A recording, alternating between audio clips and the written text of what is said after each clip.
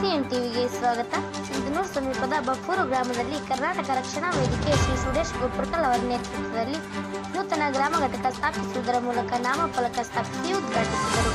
ಈ ಸಂದರ್ಭದಲ್ಲಿ ಬಫೂರು ಗ್ರಾಮದ ಹಿರಿಯರು ಮತ್ತು ಯುವಕರು ಸೇರಿದಂತೆ ಕರ್ನಾಟಕ ರಕ್ಷಣಾ ವೇದಿಕೆ ಅಧ್ಯಕ್ಷರು ಸದಸ್ಯರು ಪಾಲ್ಗೊಂಡು ಎಚ್ ಶಿವರಾಮೇಗೌಡರ ಗ್ರಾಮ ಘಟಕ ನಾಮಫಲಕ ಸ್ಥಾಪಿಸಿ ಕಾರ್ಯಕರ್ತರ ಸೇರ್ಪಡೆ 600ಕ್ಕೂ ಹೆಚ್ಚು ಕಾರ್ಯಕರ್ತರ ಸೇರ್ಪಡೆ ಮಾಡಲಾಯಿತು.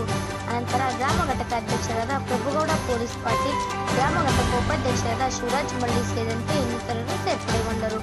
ಈ ಸಂದರ್ಭದಲ್ಲಿ ತಾಲೂಕು ಅಧ್ಯಕ್ಷರಾದ ಜಿ ಸುರೇಶ್ ಗೋಪುರ್ಕಲ್, ನಗರ ಘಟಕ ಅಧ್ಯಕ್ಷರು ದೌಲ್ಸಾಬ್ ದೊಡ್ಮನಿ ಹಾಗೂ ತಾಲೂಕು ಉಪಾಧ್ಯಕ್ಷರು ಹನುಮೇಶ್ ತಿಪ್ಪನಹಟ್ಟಿ ಮತ್ತು ಶ್ರೀಕಾಂತ್, ಕರ್ನಾಟಕ ರಕ್ಷಣಾ ವೇದಿಕೆ ಮುಖಂಡರು, ಆಂಜನೇಯ ನಗರ ವಿದ್ಯಾರ್ಥಿ ಘಟಕ ಅಧ್ಯಕ್ಷರು ಸೇರಿ